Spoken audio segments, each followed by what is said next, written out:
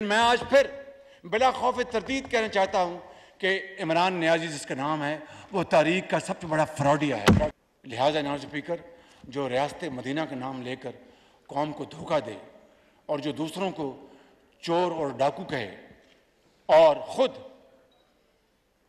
खाना काबे की मॉडल की घड़ी को एक फ्रॉड तरीके से भेज दे, जो अदलिया की तौहीन करे, जो इंसाफ को ना माने, जो कानून को ना माने, जो आइन से न माने, उससे बात नहीं हो सकती। जनाब स्पीकर, पूरी कौम के सामने आए और कौम से माफ़ी मांगे कि मेरा जो माजी जो रहा है वो वाकई पाकिस्तान को उससे ज़ोफ़ पहुंचा है, पाकिस्तान को इंसाफ को ज़ोफ़ पहुंचा है, जमहूर को ज़ोफ़ पहुंचा है, आइन को ज़ोफ़ पहुंचा है।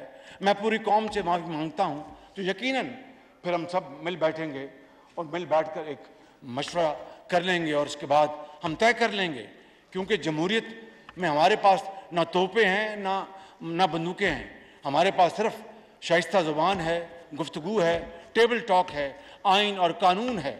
हमारे पास तो जनाब स्पीकर छड़ी भी नहीं।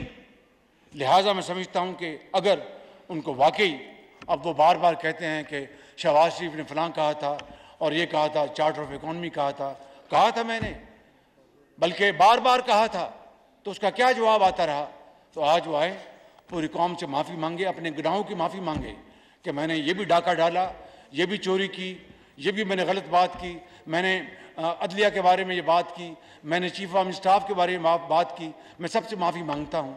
तो फिर तो जनाब स्पीकर एक करीना है, तरीका है।